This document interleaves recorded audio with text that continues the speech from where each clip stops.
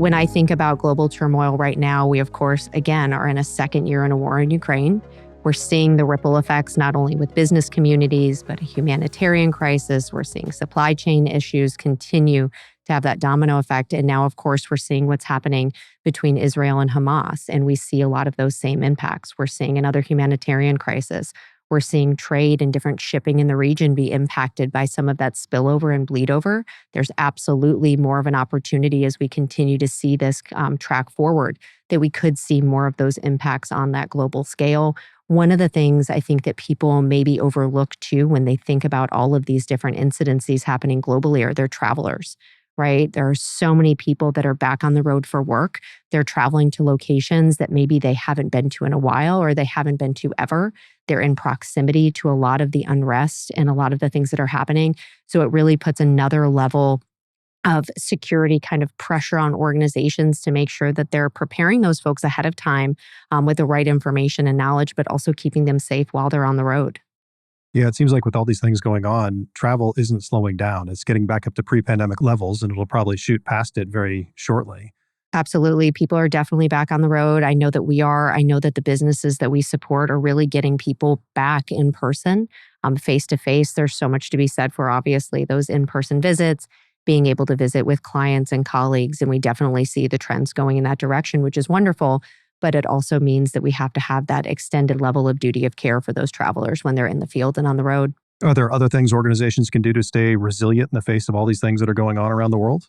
I think information is really key. We talk about data. I'm obsessed with data and looking at the trend lines.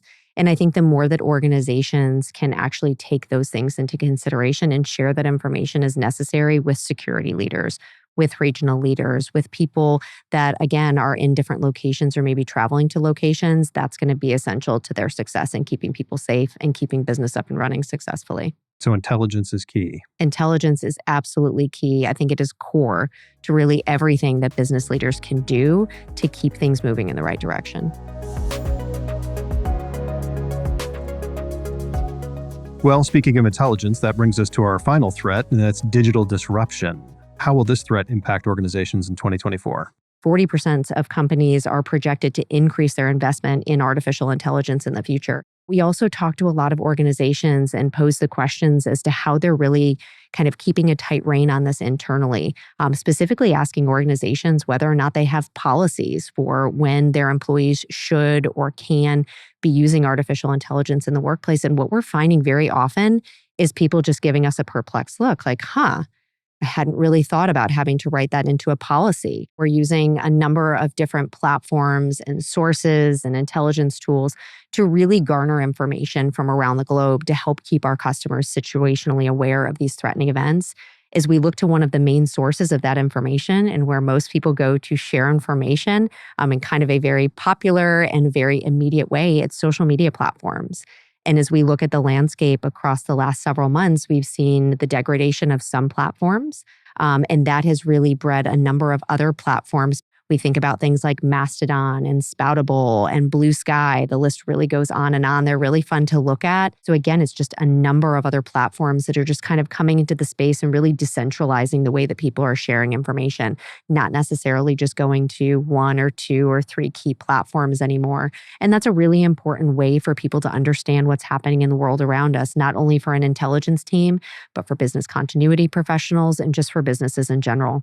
So between AI and all these sources, it seems to me like the ability of someone to be taken advantage of by fake news or misinformation is just deeper, wider, and broader than ever before. Absolutely. And I always say it really lends itself to the human expertise. We talked about the importance of intelligence earlier. It really is that human expertise that can lend itself to these situations.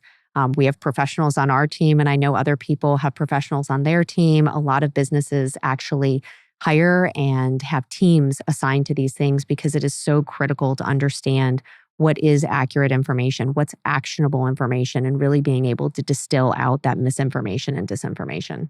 That's a really good point. People think they can just use AI to solve their problems, but in this case, it could actually make things worse. Things could spiral out of control. So you really need that human element to keep tabs on things. Yeah, I think you said it perfectly there.